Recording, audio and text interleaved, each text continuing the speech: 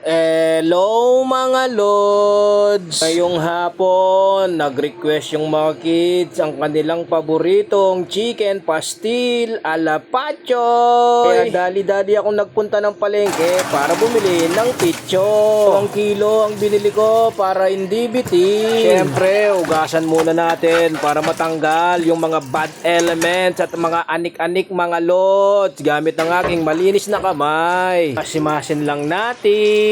After that mga lods, papakuluin na natin. Sasangkapan lang natin ng garlic powder, onion powder, daw ng laurel, at pamintang buo. Takpan natin for about 20 minutes mga lods. Habang nagpapalambot tayo ng picho, pwede na natin i-blender yung bawang at sibuyas para di masayang yung oras. Shoutout nga pala kay Eros Akelis Cochon at sa bayaw kong nasa Israel, si Michael Cochon. Ingat ka dyan palagi, bayaw! Merry Christmas! Determinant!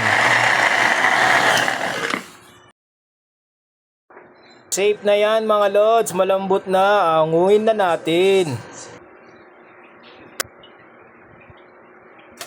At papalamigin gamit ang aking electric fan sa loob ng 10 minuto mga lods. After that, himay-himay na natin. Tumulong nga pala yung mga kids sa aking paghimay mga lods. Sila rin naman ang nag-request nito. Iluto na natin! Let's go!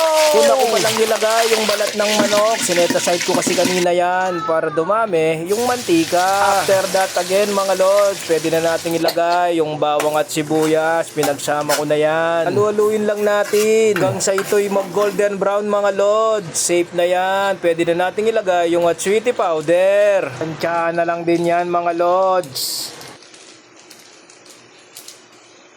Naglagay din ako ng white pepper. At syempre, ilagay na natin yung inimay-himay natin kaninang pitso.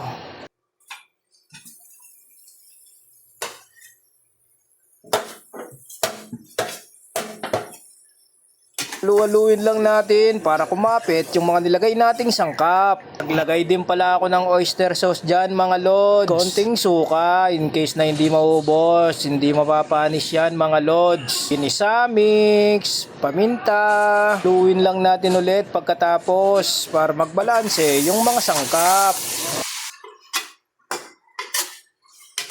Naglagay din pala ako ng pork cubes mga lods. Optional lang yan, kayong bahala. Takpan natin 5 minutes ulit. After 5 minutes, brown sugar. Naglagay din ako mga lods. Tansyahan na lang. Optional din yan. Haluin lang natin para hindi masunog sa ilalim mga lods. Sabi ko naman sa inyo, di ko kayo pagluluto ng pitcho-pitcho lang. Gusto ko laging luto na ang ating chicken pastil ala Pachoy. O siya, babay na. Quality. Thank you for watching. Bye-bye.